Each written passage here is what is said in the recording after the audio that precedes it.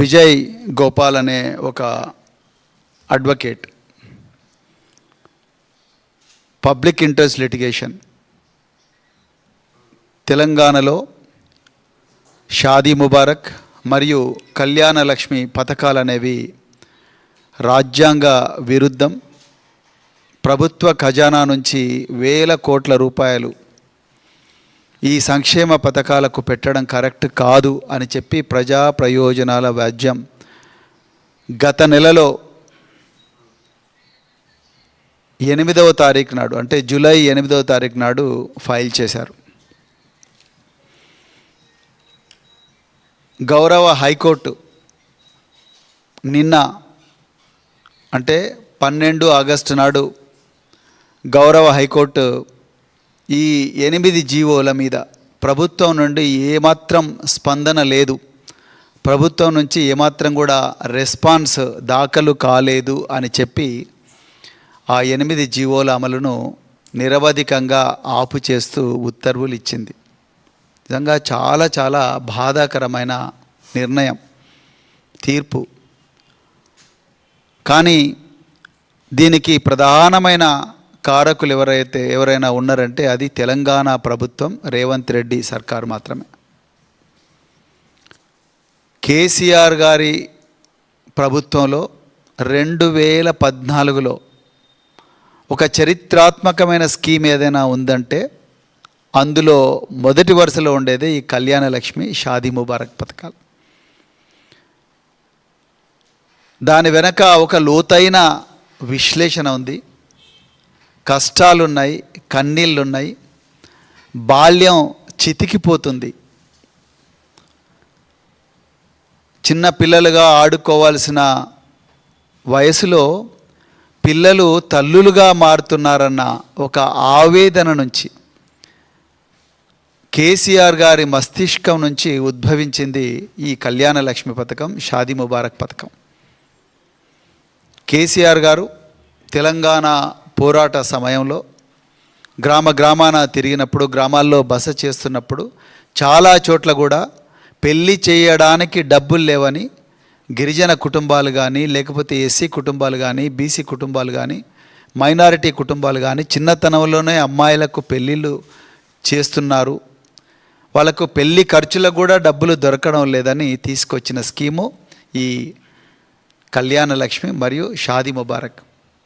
గతంలో ఏదో నామకే వాస్తే మేము బాల్య వివాహాలు తగ్గించండి అనేవాళ్ళు, బాల్య వివాహాలు నేరం అని నామకే వాస్తే చెప్పేవాళ్ళు. చట్టాలు చేసినా కూడా ఆ చట్టాల అమలు గ్రామీణ ప్రాంతాల్లో నోచుకునేది కాదు.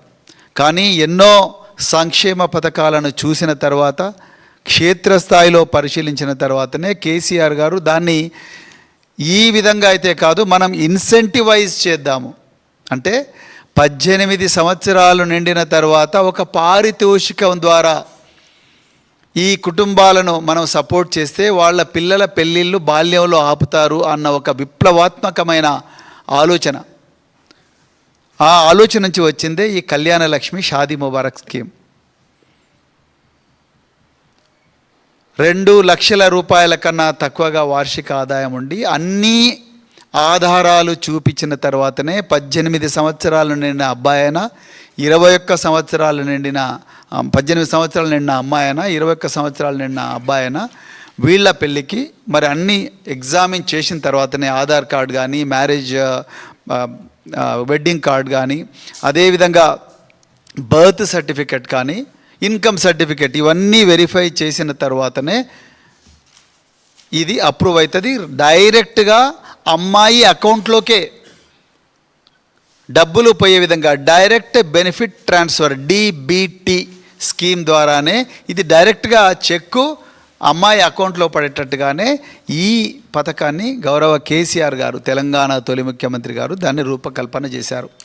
2014 నుంచి ఇప్పటి వరకు కూడా, అంటే దాదాపుగా 2025 వరకు రేవంత్ రెడ్డి ప్రభుత్వం కుట్రపూరితంగా దీన్ని మళ్ళీ వెరిఫికేషన్ చేయాలని ఆపేదాకా కూడా దాదాపుగా 13 లక్షల మంది యంగ్ విమెన్, అంటే మహిళలకు ఈ పథకం ద్వారా లబ్ధి చేకూరింది.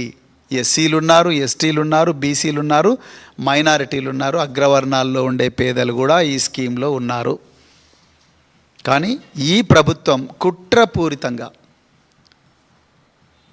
గౌరవ హైకోర్టులో వాదించినందుకు ఈరోజు స్టే వచ్చింది.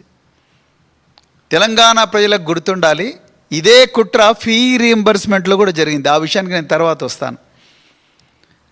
సో మరి 8 జీవోలు ప్రమాదంలో ఉన్నాయన్న విషయం రేవంత్ రెడ్డి గారికి తెలియదా?